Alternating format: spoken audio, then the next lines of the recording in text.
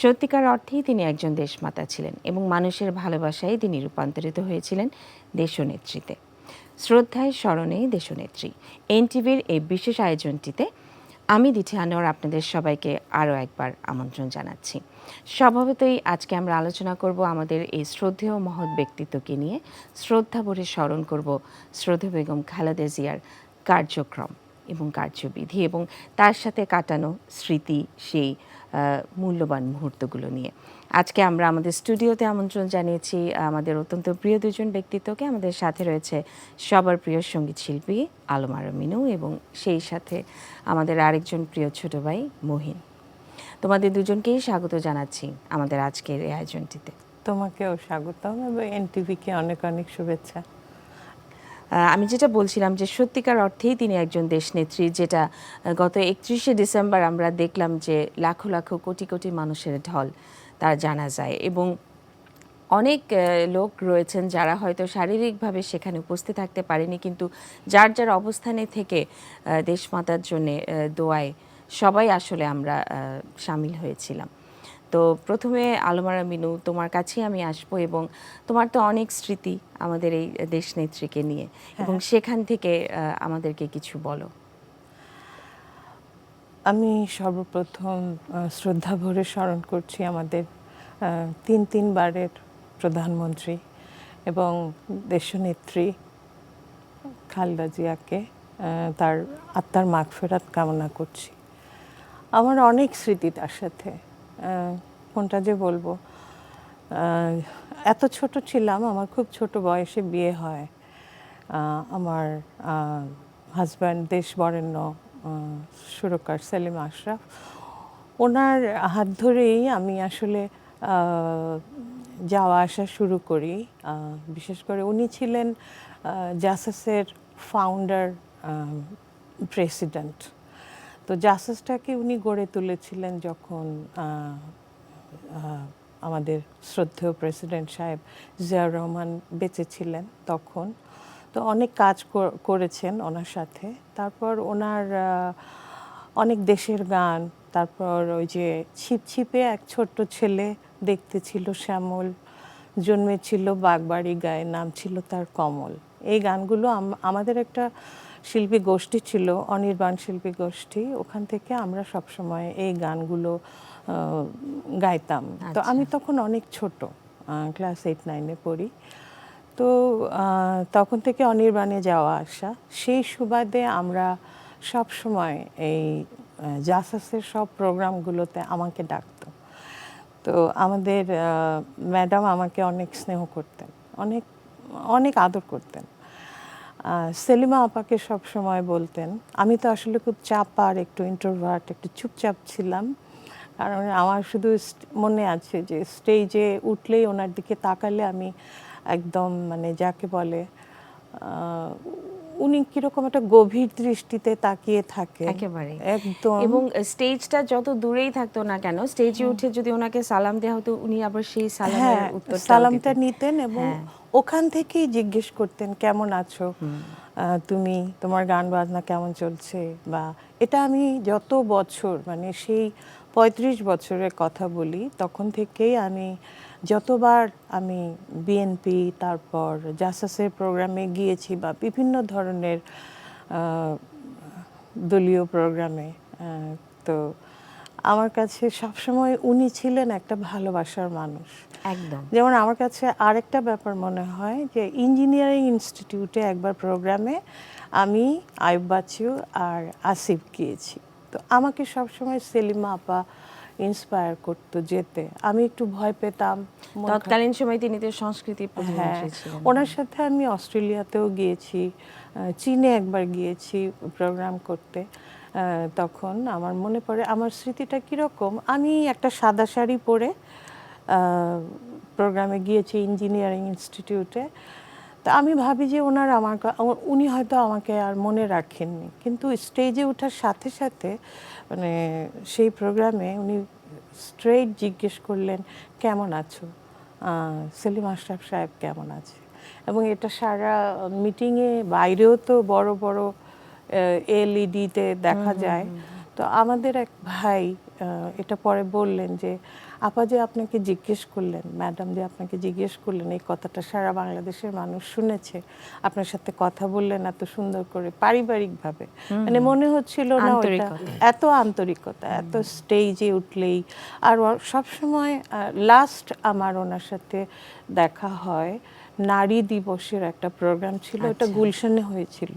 সেখানে শ্রদ্ধেয় বেবি নাদিন আপা, রিজি আপা, তারপরে বাংলাদেশের সব বড় বড় শিল্পীরা শিল্পীরা তো ছিলেনই, স্পেশালি আর দলীয় যারা কাজ করেন আর যারা নারী ব্যক্তিত্ব সবাইকে উনি দাওয়াত করেছিলেন। তো আমার মনে আছে সেই দিন ওইটা ছিল আমার তার সাথে সরাসরি শেষ দেখা গুলশানে। তো সেলিমা আপা আমাকে ফোন করে বললেন, মিনু আপাতত তোমাকে আসতে বলেছে। আমি ও মাই গড, আমার কথা উনি আমাকে ডেকেছেন, আমি আসবো। আমি তখন মনে আছে একটা পিঙ্ক রঙের একটা ম্যাজেন্টা কালার একটা তাঁতের শাড়ি আমার খুব পছন্দ, পরে গিয়েছিলাম। ওনার সাথে অনেকক্ষণ কথা বললাম। তারপর উনি বললো একটা গান গাও। তখন আমি ওই যে মাটির বুকে ঘুমিয়ে আছে লক্ষ্যমুক্তি সেনা, এই গানটা শোনালাম। আর যতবার প্রোগ্রামে যেতাম আমাকে দিয়ে প্রোগ্রাম শুরু হতো ওই যে পল্টন ময়দানে। হ্যাঁ, বিএনপির সব প্রোগ্রামেই আমাকে ডাকা হতো। I am so lucky. Even cocoa ভাইয়ের বিয়ের গায়ে হলুদের প্রোগ্রামটাও আমি করেছিলাম তার বাড়িতে। তখন ওনার সামনে পায়ের কাছে অনেক বসে থেকে তাকে দেখেছি।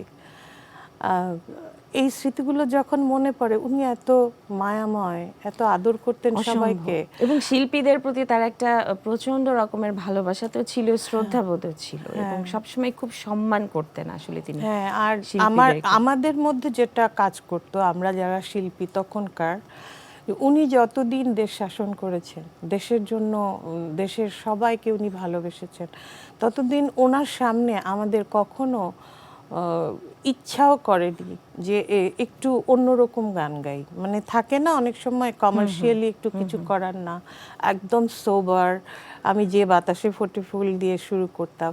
এবং উনি এই ধরনের ভালো ভালো কথার গান, দেশের গান পছন্দ করতেন, উনি অনেক পছন্দ করতেন। গানের কথাকে অসম্ভব গুরুত্ব দিতেন। আমার মনে আছে, আমার কিছু স্মৃতি আমি শেয়ার অবশ্যই করব। তার আগে আমি মুহিনের কাছে জানতে চাইবো যে তুমি তো এখনকার প্রজন্মের একজন শিল্পী, তো আমাদের বেগম জিয়া যে আদর্শ রেখে গিয়েছেন, তোমার চলার পথে সেটাকে তুমি কতটুকু কাজে লাগাতে পারবে বলে তোমার মনে হয়? হ্যাঁ, ধন্যবাদ আপু। আসলে এনটিভির কাছে বিশেষভাবে কৃতজ্ঞতা। আপার কাছেও শুনছিলাম, তোমার কাছে তো সব গল্প শুনি। আসলে বেগম জিয়া আমাদের সব প্রজন্মের কাছেই জাতীয়তাবাদের শুধু নেত্রী না, উনি সর্বদলীয় গণতন্ত্রের নেত্রী। একদম, সেটা তো প্রমাণই হয়ে গেল। এবং জানা যায় প্রমাণ করে গেছেন বাংলাদেশের এবং ইতিহাসের সর্বকালীন এর চাইতে বড় বৃহৎ কোনো জানা যায় এর আগে কখনো হয় নাই। তাতে বোঝা যায় আপু যে মানুষটা কেমন ছিলেন, এক কথাই বোঝা যায়। আমার তার সঙ্গে স্মৃতিটা একদম ছোটবেলার, কথা ভারী হয়ে আসছে এই কারণে। ছোটবেলায় বাবা যখন পুলিশে চাকরি করতেন, আমার মনে আছে এটা 90-এর দশকের দিকের ঘটনা হবে। আমার বাবা প্রথম পিপিএম পদক নিয়েছিলেন পুলিশে থাকাকালীন ম্যাডাম জিয়ার কাছ থেকে, বেগম জিয়ার কাছ থেকে। তো পদকটা নিয়ে আসার পরে ওই বছরেই রাজশাহী ভিজিটে গিয়েছিলেন উনি, তখন আমরা সব ছোট।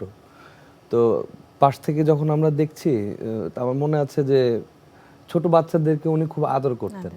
তো এই যে মায়া তার মধ্যে ছিল, এটা আসলে অন্যরকম। আর আমার গান গাওয়ার ক্যারিয়ার যেহেতু 2006 থেকে, আমরা এনটিভির মাধ্যমেই একটা রিয়েলিটি শো হয়েছে যেটা ক্লোজ আপ ওয়ান ছিল। আমরা 2007 সালে 8 সালের দিকে ম্যাডাম জিয়া যখন কারারুদ্ধ হয়নি তার আগ পর্যন্ত বেশ কিছু অনুষ্ঠানে ম্যাডাম জিয়াকে আমরা পেয়েছি। এত সাবলীল ভঙ্গিতে সাংস্কৃতিক মনা মানুষকে আমরা খুব কম দেখেছি। এবং সত্যিই যে উনি মনোমুগ্ধ হয়ে গান শুনতেন, শালীন গান শুনতেন, সুস্থ গান শুনতেন, সব ধরনের গান শুনতেন। এবং একটা কথা উনি সবসময় বলতেন, এই বাংলাদেশের গান গাও। এইটা ওনার মধ্যে সবসময় এই দেশপ্রেমটা ওনার ছিল যে তোমরা এই দেশের গান গাও, এই দেশের।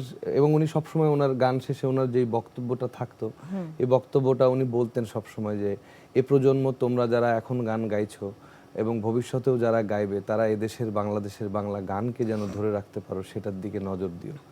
তা আমার সৌভাগ্য হয়েছে বেশ কিছু অনুষ্ঠানের যাওয়া। আচ্ছা, তোমার কথা রেশ ধরে আমি আসলে এই কথাটা বলি, উনি সত্যিই চাইতেন যে বাংলাদেশি শিল্পী আমরা যারা রয়েছি মানে দেশের গান শুনতে পছন্দ করতেন এবং সবসময় বলতেন যে বাংলাদেশ গানের দেশ, মানে হাজার বছরের আমাদের এই সংস্কৃতির ইতিহাস। তো অনেক শিল্পীদের মধ্যে দেখা যায় যে এই টেন্ডেন্সিটা থাকে যে স্টেজ উঠলে হয়তো অন্য দেশের কোনো গান দিয়ে হয়তো একটা শুরু করলে এই ধরনের একটা বিষয় থাকে। তো উনি গান পছন্দ করতেন, উনি বলতেন গান এপার বাংলা ওপার বাংলা না, গান তো গানই, তবে আমাদের দেশে অনেক ভালো ভালো গান রয়েছে। আমি তো মনে করি যে আমাদের শিল্পীদের আমাদের নিজস্ব সংস্কৃতিটাকেই বেশি করে প্রমোট এগিয়ে করা নিয়ে উচিত, যাওয়া উচিত। এই জিনিসটা উনি সবসময় খুব বলতেন। এবং আমি যে স্মৃতিটার কথা আসলে বাবার কাছ থেকে শুনেছি, বাবার তো 21শে পদক শ্রদ্ধেয় বেগম খালেদা জিয়ার হাত থেকে নেওয়ার সুযোগ হয়েছিল এবং পদক নেয়ার ঠিক ওই মুহূর্তে তিনি বাবাকে এই কথাটা বলেছিলেন যে পদক নিয়ে মনে করেন না যে আপনার দায়িত্ব শেষ, দায়িত্ব কিন্তু আরও বেড়ে গেল, কারণ সঙ্গীত দিয়ে আসলে একটা সমাজকে আন্দোলিত করা সম্ভব এবং যে কারণে জাস্টিসের একটা বিশেষ দায়িত্ব বাবা লিপ্ত ছিলেন, পরবর্তীতে কালচারাল অ্যাডভাইজার হিসেবে ছিলেন এবং সবসময় তিনি বাবার সাথে সংস্কৃতি নিয়ে আমাদের গান বাজনা নিয়ে অনেকক্ষণ আলাপ করতেন যখনই দেখা হতো এবং চাইতেন যে গানের মাধ্যমে আমাদের মানুষের মনকে কিভাবে নাড়া দেয়া যায়, হৃদয়কে কিভাবে নাড়া দেয়া যায়, সমাজকে কিভাবে আন্দোলিত করা যায়, এই বিষয়গুলোর উপর সবসময় খুব গুরুত্ব দিতেন। বলতেন যে ওভাবে করবেন, এভাবে করবেন, এ ধরনের মানে ওই যে একটা বটবৃক্ষের ছায়া ওনাদের উপর ছিল, আমাদের সবার উপর ছিল। এখন মনে হয় যে মানে কেমন একটা শূন্যতার সৃষ্টি হয়েছে। হ্যাঁ, এই আমরা আসলে একজন এমন মানুষকে হারালাম যিনি ঘর থেকে যদি শুরু করি অসাধারণ একজন মা, একজন এমন স্ত্রী যে অল্প বয়সেই তার হাজব্যান্ড এমন মাত্র একটা 21 বছর হ্যাঁ, বয়সে। আমি তখন মনে আছে আমি তখন চিটাগংয়ে থাকি, আমাদের পরিবারটা চিটাগংয়ের লালখান বাজারে থাকি। তো ওই দিন আমার মনে আছে আমার প্রথম পুরস্কারটা আমি মেহেরুন্নেসা স্কুলে যখন পড়তাম, ছোট্ট একদম মিনু, তখন প্রথম পুরস্কারটা জিয়াউর রহমান সাহেবের হাত থেকে নিয়েছি। বাহ। তো আব্বা হঠাৎ করে বলল যে ঢাকায় আর থাকবো না, আব্বা বিজনেস করতেন, যে আমরা সবাই চিটাগংয়ে চলে যাব। তো আমরা এটিতে চলে গেলাম চিটাগংয়ে। চিটাগংয়ে যাওয়ার পর লালখান বাজারে থাকতাম, তখন তো আমরা একদম ছোট, কিছুই চিনি না। হঠাৎ একদিন রাতে দেখলাম যে খুব গুলির আওয়াজ। তারপর আমরা এত ছোট যে আমরা কে রাষ্ট্রপতি, কে মানে শুধু মা বাবা আর প্রকৃতি আর গান আমার সঙ্গী। তো পরে শুনলাম আমাদের প্রেসিডেন্ট সাহেব আর নেই। তো আমরা খুব একদম নিশ্চুপ হয়ে যাই, ভয়, বাচ্চা মানুষ। তো যাই হোক আব্বা আম্মার পাশে থেকে থেকে গান শেখা শেষ করে 85-এ আবার ঢাকায় আসলাম। আসার পর থেকে তো অদির বাবা সাথে দেখা হলো। ধীরে ধীরে ওনার পাশাপাশি থেকে থেকে জাসাসের বিভিন্ন প্রোগ্রামে, তারপরে অনির্বাণের প্রোগ্রামে যাওয়া হতো। তখন থেকে ওনাকে দেখে দেখে আমার কাছে না আমার নিজের মা যেমন মনে হতো যে ছায়া দিয়ে রাখে একেবারে আমাদেরকে, সেভাবে আমাদের গান, আমাদের যে কোনো প্রোগ্রামে উনি আসতেন। জাসাসের তো প্রোগ্রামে আসতেনই, কারণ যেহেতু সেলিম আশরাফ সাহেব উনি ছিলেন, আর মানে ওনাকে অনেক স্নেহ করতেন। অবশ্যই কালচারাল সব প্রোগ্রামের দায়িত্বগুলো ওনাকে দেয়া দিতেন হতো। এবং সেই সুবাদে আমি তাকে খুব কাছ থেকে দেখা শুরু দেখার করি। সুযোগ হয়েছে। অনুভব, উপলব্ধি, মায়া, এবং তারপরে আস্তে আস্তে যে আমরা সারা দেশটাকে উনি কিভাবে প্রটেক্ট করেছেন। আল্লাহ তো একজন আছেন এবং ওনার মতো একটা বিশাল হৃদয়ের মানুষ যিনি কিনা কত স্যাক্রিফাইস করেছেন, যে এত কষ্ট করে যখন রাষ্ট্রপতি ছিলেন না তখন উনি দেশের হালটা ধরেন এবং পাশাপাশি সুসংস্কৃতি যেটা বলে সেটা ছিল আসলে ওই সময়টাতেই তার মূল। হ্যাঁ অবশ্যই। এবং ভালো ভালো গান হতো, ভালো প্রোগ্রাম হতো, উনি সবাইকে উৎসাহ, উদ্দীপনা। তিনি সবসময় আসলে এই কথাটা বলতেন যে একটা দেশের পরিচয় কিন্তু তার সংস্কৃতি দিয়ে, তো কাজে সংস্কৃতিটাকে ওভাবেই চর্চা করা উচিত। এবং এখনকার সময়ের নানা রকমের অস্থিরতা দেখে উনি অনেক সময় মানে উদ্বিগ্ন হয়ে যেতেন, মানে অসন্তোষ প্রকাশ করতেন। আমি যেহেতু মানে বাবার মেয়ে হিসেবে অনেক কথা ওনার কাছ থেকে গল্পগুলো শোনার তোমার সুযোগ বাবার হয়েছে সাথে আমার একটা স্মৃতি আছে। আমি তো যেতামই বাসায়, তোমাদের সাথে আমাদের সবসময় পারিবারিক একটা সুসম্পর্ক ছিল 30-35 বছরের। গান ছাড়াও উনি আমাকে অনেকবার নিয়ে গেছেন প্রোগ্রাম করতে কুমিল্লায়, ওনার একক প্রোগ্রাম করেছি। তো উনি একবার এসেছিলেন 10-12 জনকে নিয়ে আমাদের বাসায় প্রায় 17 বছর আগে, যখন জাসাসটাকে আবার ভেঙে উনি গড়ে তুলেন। তখন অদির বাবাকে সেলিম আশরাফ সাহেবকে জিজ্ঞেস করেছিলেন মিনুকে একটু দাও, ও আমাকে উনি সহসভাপতি বা কালচারাল একটা যে কোনো একটা ভালো পদে রাখার জন্য।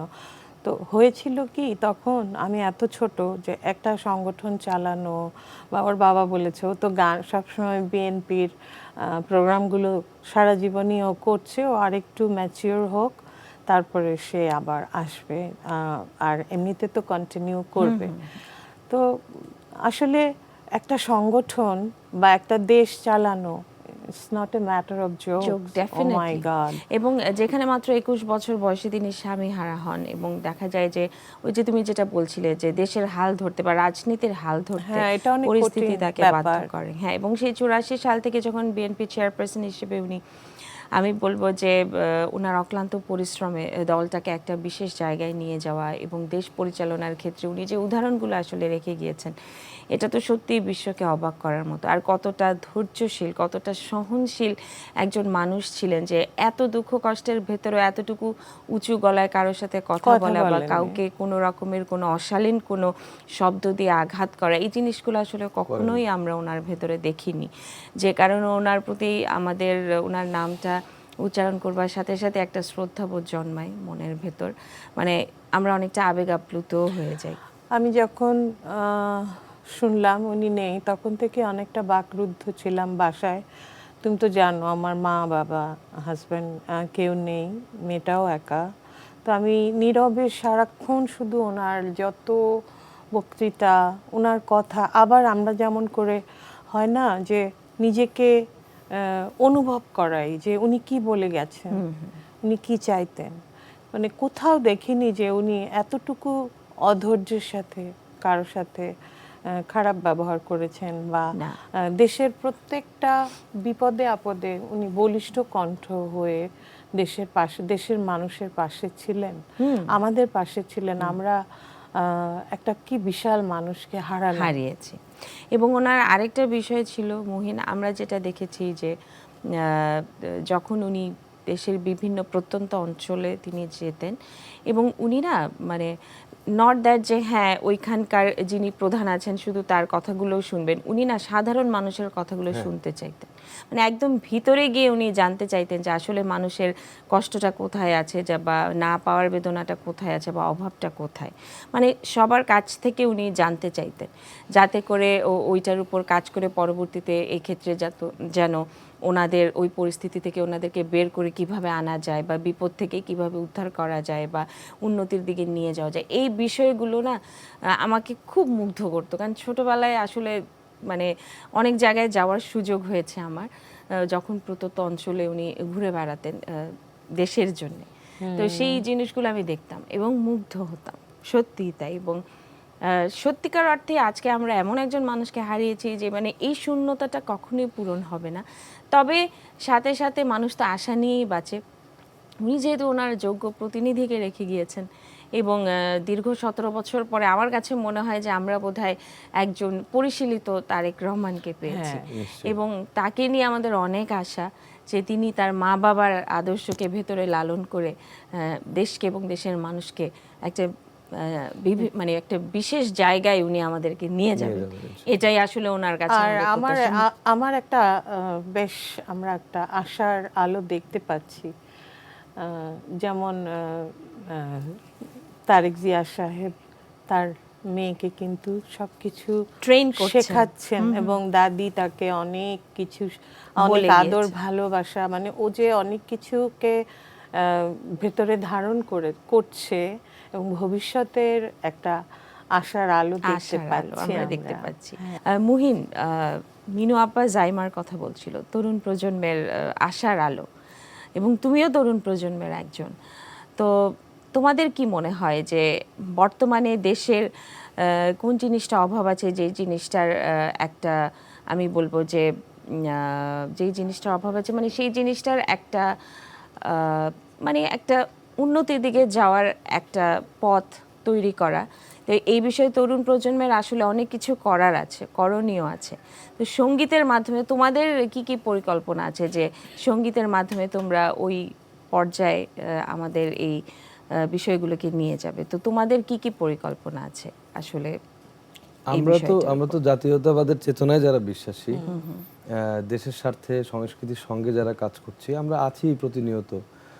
জনাব তারেক রহমান যেহেতু দেশে আসলেন, আরো অনেক কিছুর পরিকল্পনা আমাদের আছে। আমরা চাই এ প্রজন্ম আরো কিছু পাক, কারণ বিগত ফ্যাসিবাদ সরকারের প্রায় 16 বছর, এটা একদম নিশ্চিত যেটা করেননি কখনো, এটা আমি আজকে একদম ফোকাসলি বলবো যে মাননীয় প্রধানমন্ত্রী বেগম খালেদা জিয়া কখনোই সংস্কৃতিকে দলীয়করণের মধ্যে নিয়ে আসেন নাই। মানে পক্ষপাতিত্ব ছিল না, যেটা গত 16 বছরের পক্ষপাতিত্বের মধ্যে ছিল, এবং এক ঘরে করে রাখার একটা প্রবণতা ছিল।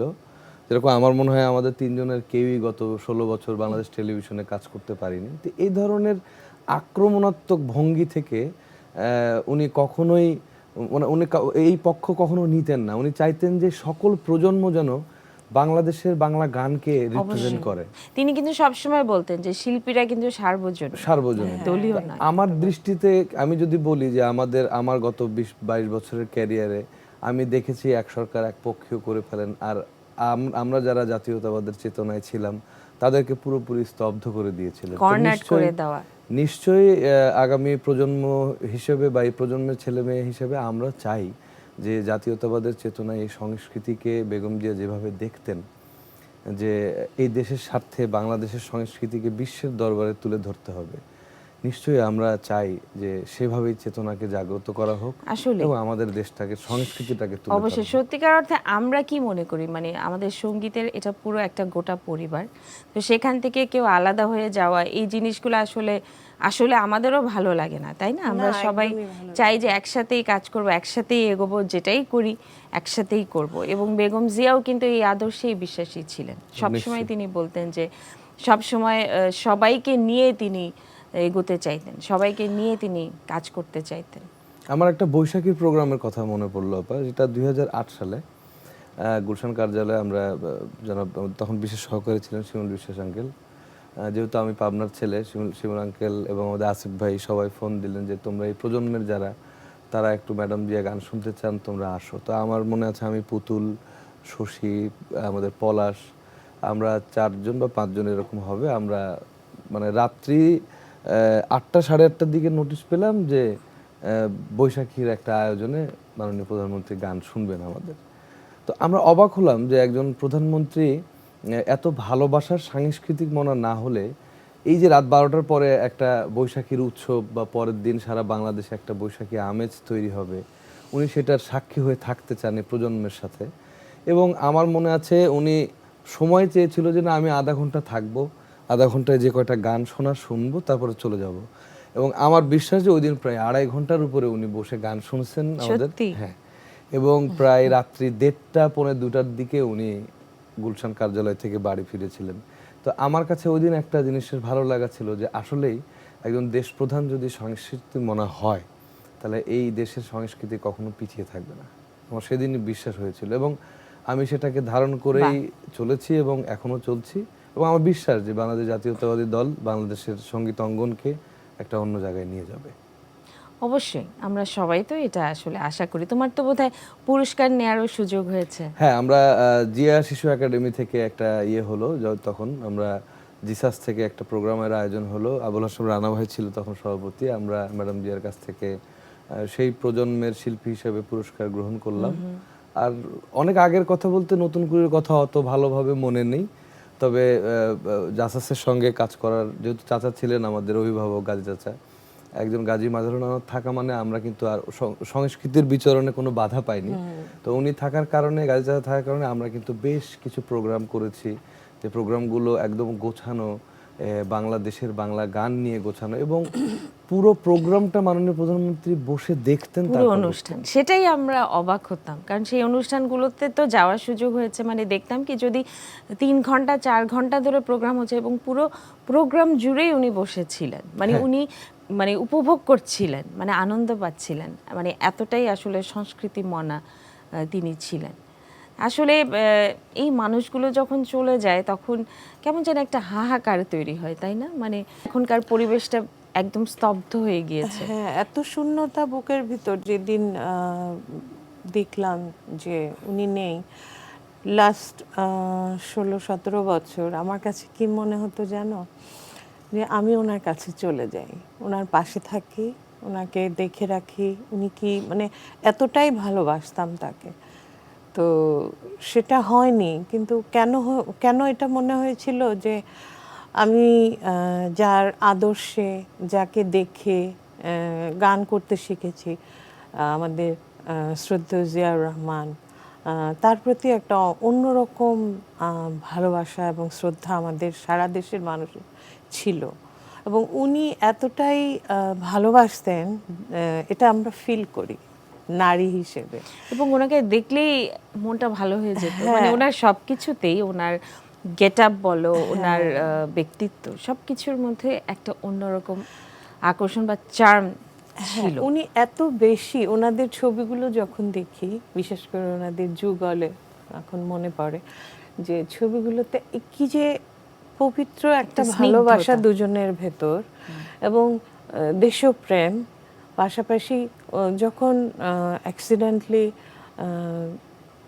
জিয়াউর রহমান সাহেব চলে গেলেন, উনি এসে হাল ধরলেন, উনি কতটা ভালোবেসে হাজব্যান্ডের দেয়া সব মানে এটা কি বলে, আদর্শকে ধরে রেখেছিলেন, এবং পুরো দেশটাকে, দেশের মানুষ, কালচার, সবাইকে, মানে এত যুদ্ধ একজন নারী, এবং সৎ থেকে, হ্যাঁ, তুমি যেটা বলছিলে মানে শতভাগ সত্যি, কারণ শহীদ প্রেসিডেন্ট জিয়াউর রহমানের সময় যে উদ্যোগগুলো নেওয়া হয়েছিল, উনি চলে যাওয়ার পর আমাদের ম্যাডাম জিয়া কিন্তু সেই ধারাবাহিকতাটাকে বজায় রেখেছেন এবং চেয়েছেন যে সেই উদ্যোগগুলোকে নিয়েই এগোতে। তো ওই বিষয়গুলো তো অবশ্যই ছিল। একটা জিনিস কিন্তু এই প্রজন্মকে একটু জানানো দরকার, এবং এটা সবাই জানেন, যে উনি দেশের সাথে কিন্তু আপোষ করেননি। মানে এই দেশটাকে কেউ বেঁচে দিতে চায় বা কারোর কোনো কিছু হবে, এটা তিনি কখনো করেন না, এবং এই দেশ ছেড়ে উনি যাননি। উনি বলেছিলেন যে আমি মরলেও এই দেশেই মরবো, একদম। এবং এই তার এই ভালোবাসাটা বারবার উঠে আসছে যে পৃথিবীর আর কোথাও আমার কিছু নেই, এটাই আমার দেশ, আমি অন্য কোথাও যাব না, এটাই আমার দেশ। এবং এই কথাটা আমাকে অনেক মানে আন্দোলিত করেছে, এবং এই প্রজন্মকে আমার মনে হয় আপা ধারণ করা উচিত অবশ্যই। এবং আমরা তো লোক মুখে আসলে অনেক কথাই শুনেছি যে ওনাকে রাজনীতি ছাড়ার ব্যাপারে, দেশ ছাড়ার ব্যাপারে চলে যেতে প্রেশারাইজ করা হয়েছিল, কিন্তু উনি কিছুতেই আসলে আপোষ করেননি, যে কারণে তিনি আপোষহীন নেত্রী, মানে একেবারে যথার্থ একটি নাম। আমরা উদ্বুদ্ধ হয়ে, এই যে দেখো আমাদের উপর কিন্তু কম যুদ্ধ যায়নি এই 15-17 বছর, আমরা কোনো সরকারি বেসরকারি কোনো স্টেজে আমরা প্রোগ্রাম করতে পারিনি। তারপর একদম একাকিত্ব গ্রাস করলো আমাদের পরিবারটাতে, কারণ গানই তো আমাদের সব কিছু। টেলিভিশনে আমার মনে হয় আমি কোনো প্রোগ্রাম করতে পারিনি, এক মালঞ্চ ছাড়া। টেলিভিশন তো আমাদের একটা ভালোবাসার জায়গা শিল্পীদের, হ্যাঁ, ওখানে একটা গান গেয়ে কি আর এমন টাকা আমরা পাই? টাকাটা বড় কথা না, কিন্তু আমাদের ভালোবাসার জায়গাটা আমাদের কাছ থেকে বিচ্ছিন্ন করে রাখা হয়েছে। তো এই অপশক্তিগুলো কারা করেছে?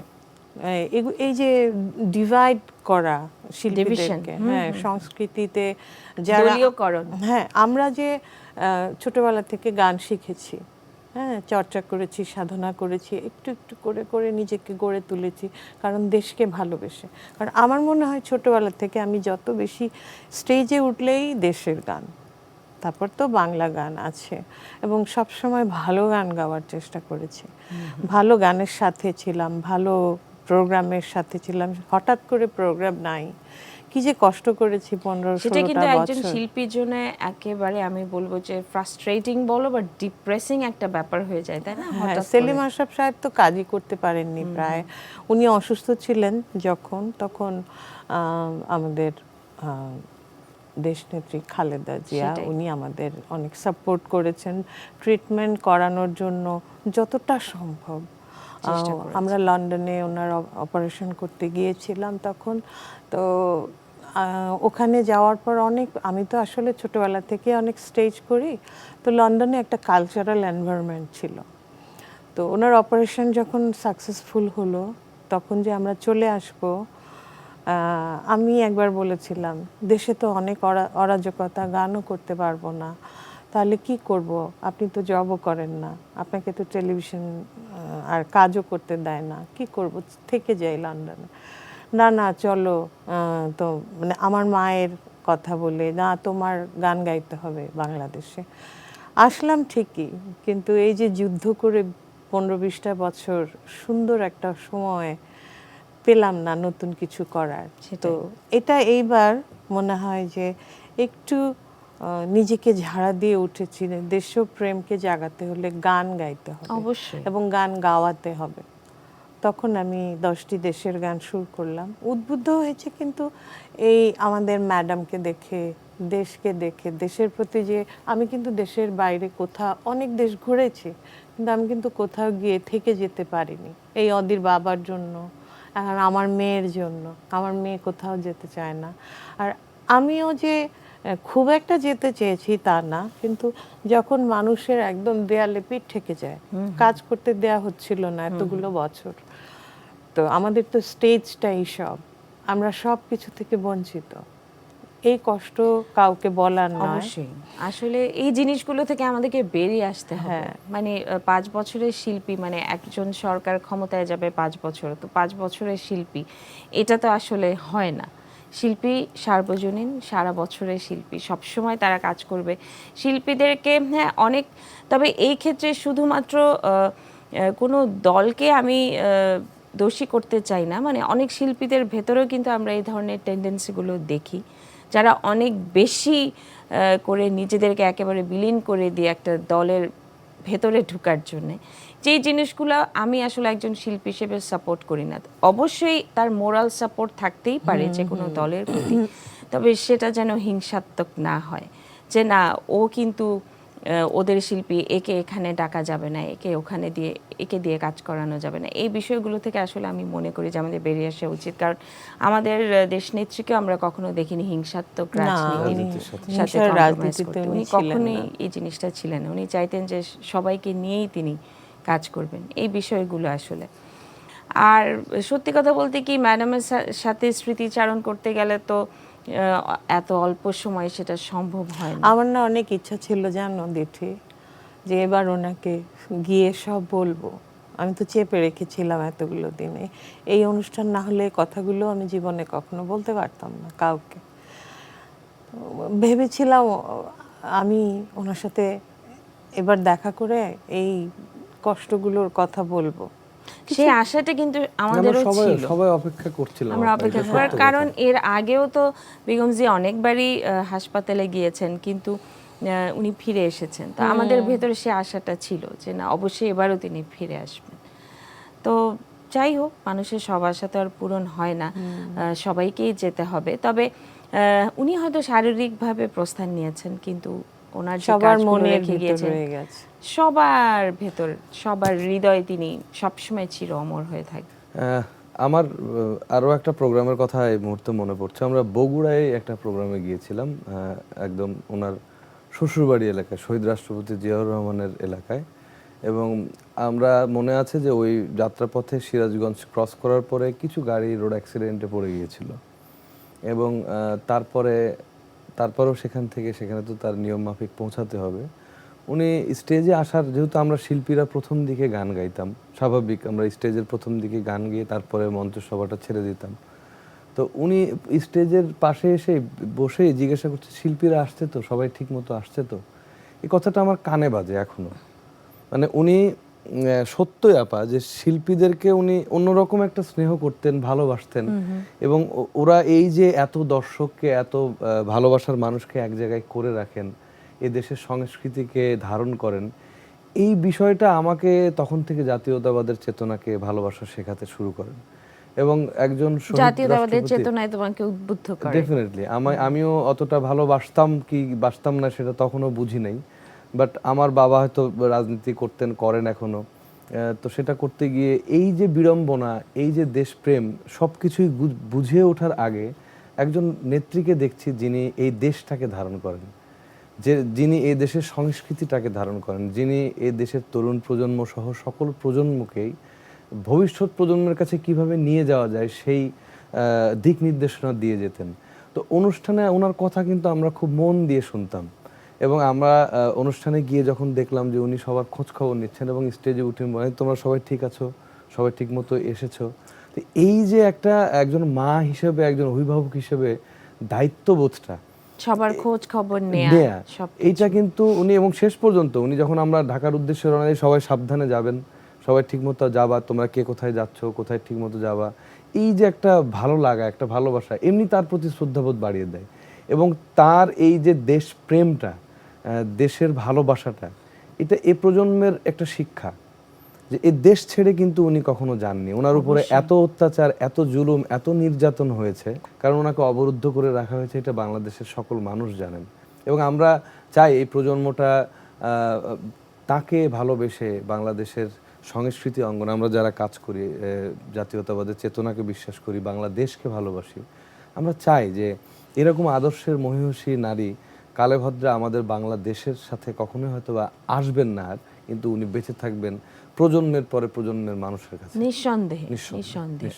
আচ্ছা, বাংলাদেশ জাতীয়তাবাদী দলের যেটা সাংস্কৃতিক সংগঠন জাসাসের কথা বিনাপা বলছিল, তোমার তো জাসাসের সাথে অবশ্যই একটা সম্পৃক্ততা আছে, তো জাসাস কি চিন্তা করছে যে সংস্কৃতি নিয়ে কিভাবে এগোবে, মানে এ ধরনের? আমি যেহেতু নীতি নির্ধারকের জায়গায় নেই আপু, কিন্তু আমার জাসাসের সঙ্গে কাজ করার অভিজ্ঞতা, যেহেতু গাজী জাতের সাথে আমরা এই প্রজন্ম কাজ করেছি, তার দৃষ্টিতে যদি আমি বলি যে এই দেশের সংস্কৃতিটাকে, জিয়ার আদর্শকে, বেগম জিয়ার আদর্শকে, তারেক রহমান যে দৃষ্টিতে বাংলাদেশটাকে দেখছেন, এটা একটা এই দেশের কি বলবো যে প্রতিনিধিত্ব করবে বাংলাদেশকে, যে বাংলাদেশের একটা প্রজন্ম।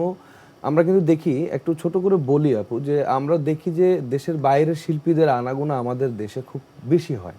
আমরা কিন্তু জাতীয়তাবাদের চেতনায় বিশ্বাসী সময়টাতে অঙ্কের মূল্য দিয়ে আসলে তাদের আমরা কিন্তু ওই সময়টাতে, বিগত ওই সময়গুলোতে কিন্তু আমরা পাশ্চাত্য দেশের আনাগোনাটা একটু কমই দেখেছি। এবং আমরা চাই যে আমাদের দেশীয় সংস্কৃতির বিচরণ এই দেশ সহ আন্তর্জাতিকভাবে সব দেশে হোক, কারণ আমাদের বাংলা ভাষার জন্য আমরা যুদ্ধ করেছি, আমাদের মুক্তিযোদ্ধারা আছেন, আমাদের জুলাই যোদ্ধারা আছেন, তারা চিন্তা করছেন যে এই দেশের, বাংলাদেশের বাংলা সংস্কৃতিটা বিশ্বের দরবারে তুলে ধরা হোক। আমি চাই যে জাতীয়তাবাদী সাংস্কৃতিক সংস্থা যারা বাংলাদেশের ভাবনা নিয়ে ভাবছেন, এ দেশের সংস্কৃতিটাকে বিশ্বের দরবারে তুলে ধরেন, যেন এদেশের সংস্কৃতি নিয়ে কখনো কেউ কটাক্ষ করতে না পারে। একেবারে। এবং আমি তো মনে করি এই যে তুমি কথাগুলো বললে, মিনাপা কথাগুলো বলছিল, এবং যে বিষয়গুলো আমাদের জানা আছে, আমাদের তরুণ প্রজন্মকে জানানোর জন্য এই বিষয়গুলো না পাঠ্যপুস্তকেও চলে আসা উচিত বলে আমি মনে করি। তাহলে আমাদের তরুণ প্রজন্ম ওনার সম্পর্কে জানতে পারবে, বাংলাদেশ জাতীয়তাবাদী দল সম্পর্কে জানতে পারবে, এই দলের যিনি প্রতিষ্ঠাতা শহীদ প্রেসিডেন্ট জিয়াউর রহমান সম্পর্কে জানতে পারবে, মানে সঠিক তথ্য। আমরা কোনো বানানো তথ্য সেখানে চাই না, মানে সঠিক তথ্য, মানে যেটা সত্যি সেটাই মানুষ জানে। আমরা যুদ্ধ দেখিনি, কিন্তু আমরা জানার চেষ্টা করেছি। এখন যেমন অনেক কিছু জানতে পারছি, আমরা কিন্তু আমরা এতদিন কিন্তু অনেক কিছু জানতে পারিনি। ইউটিউব, টেলিভিশন, এটা স্তব্ধ করে রেখেছিল, টেকনিক্যালি স্তব্ধ ছিল, একটা ট্রমায় ছিলাম, এখনো বিশ্বাস হতে চায় না। গত 16 বছর আমার এলাকাতে কিন্তু আমি কখনো গান গাইতে পারিনি। আমার পাবনা সাথিয়া এলাকা আমার বাড়ি। আব্বা যেহেতু বিএনপি মামলা ও তথ্যের কাজ করেছেন দীর্ঘদিন ধরে, তো বাবা এলাকায় গেলে বাবার নামে মামলা হতো, আব্বার নামে দীর্ঘ মামলার লিস্ট, যেহেতু তিনি মামলা সংরক্ষণ করেছেন এবং তথ্য দিয়েছেন বিএনপিকে। তো এইটা একটা রিজন যে আমার এলাকায় আমার সংস্কৃতিটাকেই বন্ধ করে দিয়েছে। তা আমি আমার এই প্রজন্মের কাছে না, আমি আমার যেহেতু আমাদের দেশে তারেক রহমান এসছেন, আজকে নতুন কমিটি হলো, আমাদের শ্রদ্ধেয় চেয়ারপারসন নজরুল ইসলাম খান এবং সদস্য সচিব হলেন রুহুল কবির রিজভী স্যার। তো তাদের কাছে আমাদের একটা বিনীত অনুরোধ যে তৃণমূল থেকে এই যে সংস্কৃতির বিচরণ বন্ধ হয়ে গেছে জাতীয়তাবাদের চেতনাকে, এইটা যেন বন্ধ করে দেওয়া হয়, এই ধরনের ঘটনা যেন না ঘটে। তাহলে শহীদ জিয়ার আদর্শ, বেগম জিয়ার আদর্শটাকে ধারণ করবে, ভালোবাসবে নিঃসন্দেহে। আমাদেরকে আবারও মনে হয় যুদ্ধ করতে হবে, এক ধরনের সাংস্কৃতিক যুদ্ধ এবং সঠিক নেতৃত্বের যুদ্ধ। অবশ্যই, হ্যাঁ, কারণ এই কথাগুলো আমাদেরকে জানাতে হবে। আমরা আসলে চেপে রেখে কষ্ট, এবং অনেক সে কারণেই কিন্তু আসলে এই আয়োজনগুলোর মাধ্যমে আমরা জানতে চাই এবং দেশবাসীকেও জানাতে চাই যে ভেতরকার যে বিষয়গুলো, যেটা তুমি বললে কিংবা মিনপা বললো, এই জিনিসগুলো আসলে কখনোই কাম্য নয়। তো আমরা প্রশ্নটা করলে আপু, ওটা লেজ ধরেই বলছি যে বাংলাদেশ জাতীয়তাবাদী সাংস্কৃতিক সংস্থা যেন বাংলাদেশের তৃণমূলে যে ছেলে মেয়েগুলো আজকে নতুন কুড়ি হলো, যে ছেলে মেয়েগুলো এখন গান গাইতে আসছে, নাটক করতে আসছে বা ভবিষ্যতে অভিনয় করবে, এদেরকে একদম তৃণমূলে যারা বিএনপির এমপি হবেন, ভবিষ্যতে সংসদে কাজ করবেন, শুধু যে সেন্ট্রালি এখন কিন্তু একটা জায়গায় বসে থেকে তুমি বিশ্বের দরবারে একটা গান প্রচার করতে পারো। তো সেই জায়গাটার ভিতটা মজবুত করে বাংলাদেশের জাতীয়তাবাদের চেতনাকে বিশ্বাসের সাথে যদি এগিয়ে নিয়ে যায়, তাহলে আমার বিশ্বাস যে এই জায়গাটা শুধরে নেওয়া সম্ভব। অবশ্যই, এবং এটার জন্য সবচেয়ে বড় কি প্রয়োজন জানো, সেটার জন্য সবচেয়ে বেশি প্রয়োজন ঐক্য এবং দেশপ্রেম। তো অবশ্যই, নিশ্চয়ই। এবার নতুন কুড়িতে একটা অভিজ্ঞতার কথা বলি, গিয়ে দেখলাম যে একটা সময় মনে আছে আমরা জাতীয় শিশু পুরস্কার প্রতিযোগিতা করতাম শিশু একাডেমি থেকে, যেটা হতো, আমি পুরস্কারও নিয়েছি ম্যাডামের হাত থেকে।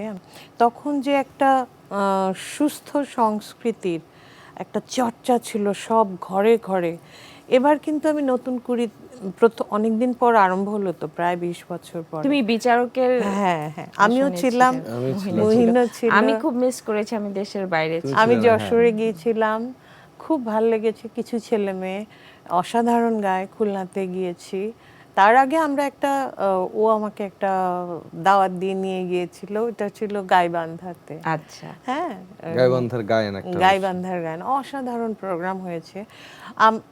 ওই প্রোগ্রামটা দেখে মনে হয়েছে এইরকম প্রোগ্রাম জাস্ট গাইবান্ধা একটা ছোট্ট জেলা, হ্যাঁ, এখানে যেভাবে হয় জাতীয়ভাবে সেভাবে কিন্তু হচ্ছে না, কারণ মিসম্যানেজমেন্ট আছে।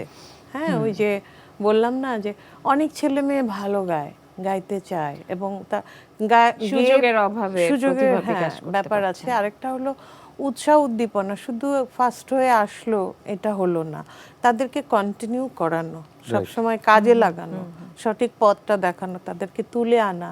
যেমন করে প্রেসিডেন্ট জিয়াউর রহমান আমাদের বেবি আপাকে তুলে নিয়ে এসেছিলেন, তারপরে আমাদের ম্যাডাম অনেককেই ভালোবাসা দিয়েছেন, আমাকে ভালোবাসা দিয়েছেন। তো আমার মনে হয় যে সারা দেশে যারা সত্যি বাই হার্ট, মানে একদম অন্তর থেকে গান বাজনা করতে চায়, এটা তো একটা আল্লাহ প্রদত্ত অবশ্যই গুণ। হ্যাঁ, এটাকে আসলে কখনো ধরা বাঁধা নিয়মের মধ্যে রাখা উচিত না। সফল নেতৃত্বের কাজই হলো যার গুণ আছে, কোয়ালিটি আছে, সেই প্রতিভাকে তাকে সারা পৃথিবীতে, তাকে সারা পৃথিবীতে তুলে ধরা। হ্যাঁ, সে খেলাধুলা করুক বা, এবার আমি দেখলাম তারেক জিয়া সাহেব বললেন যে আমরা নতুন কুড়িতে আগে গান বাজনা, তারপরে নাচ, এগুলো করেছি, এবার কিন্তু তারা খেলাধুলার মধ্যেও সেটা নিয়ে আসবে। কিন্তু এবার যেটা মিস করেছি মুহিন, ওই যে ইনস্ট্রুমেন্ট কেউ বাজাচ্ছে না, খেয়াল করেছো? তবলায় কেউ ছিল না। তারপরে আগে যেমন আমরা গিটার, তবলা, সেতার, ইনস্ট্রুমেন্টেও ছেলে মেয়েদেরকে পেতাম, এবার কিন্তু আমরা পাইনি। হ্যাঁ, এটা একটা বড় একটা মাইনাস পয়েন্ট। অনেক, এবং এটা আস্তে আস্তে উত্তরণ হবে, কারণ আমাদের দেশীয় সংস্কৃতিতে যন্ত্রশিল্পীদের একটা বিশেষ ভূমিকা আছে। এবং আমরা ওই যে বললাম না আপা, যে আমরা বিদেশ থেকে 150 শিল্পীর অর্কেস্ট্রা আসতে দেখি, আমাদের দেশে 5 জনের বেশি মিউজিশিয়ান নিতে গেলে প্রবলেম। এবং এখান থেকে বের হয়ে আসা উচিত। এবং আরেকটা বিষয় আছে যে যখন কোনো অ্যাওয়ার্ড অনুষ্ঠান আয়োজন করা হয়, দেখা যায় যে সঙ্গীত শিল্পী পুরস্কার পাচ্ছে, গীতিকবি পাচ্ছে, সুরকার পাচ্ছে, কিন্তু বাদ্যযন্ত্রে যারা বাজালেন তারা কিন্তু এই গানটার একটা, আমি বলবো যে অনেক বড় একটা অংশ, কিন্তু তাদের ভাগ্যে আসলে কোনো পুরস্কার জোটে না। বেগম জিয়া কিন্তু একবার এই কথাটা বলেছিলেন। তো আমরা আশা করি যে সেই অবস্থাগুলো থেকে আমরা আমাদের উত্তরণ ঘটবে, আমরা যে ল্যাকিংসগুলো আছে সেগুলো থেকে বেরিয়ে আসতে পারবো। তো অসংখ্য ধন্যবাদ জানাচ্ছি তোমাদের দুজনকেই, তোমরা আজকে আমাদের আয়োজনে এসছো, আসবে এটাই স্বাভাবিক, তারপরেও ব্যস্ততা তো থাকেই, সে ব্যস্ততার মাঝে সময় দিয়েছো, অনেক অনেক ধন্যবাদ মিনু আপা তোমাকে এবং সেই সাথে মুহিন। এবং তোমাদের দুজনের কথা রেশ ধরে আমি আসলে যে কথাটা বলতে চাই যে বেগম জিয়া সবসময় যে কথাটা বলতেন যে প্রথমে দেশকে এবং দেশের মানুষকে ভালোবাসতে হবে, তাহলেই দেশকে কিংবা দেশীয় সংস্কৃতিকে সামনের দিকে এগিয়ে নিয়ে যাওয়া সম্ভব। তো সেই আদর্শকে আমরা হৃদয়ে লালন করে আপনাদের সবার কাছ থেকে এটাই প্রত্যাশা করব। তো আজকের মতো শ্রদ্ধায় স্মরণে দেশনেত্রী এই আয়োজনটি থেকে আমি দিঠি আনোয়ার বিদায় নিচ্ছি। নিশ্চয়ই কোনো না কোনো আয়োজনে আবার আপনাদের সাথে দেখা হয়ে যাবে। সেই পর্যন্ত আশা করব আপনারা সবাই ভালো থাকবেন, সুস্থ থাকবেন, নিরাপদে থাকবেন এবং অবশ্যই এনটিভির সাথেই থাকবেন।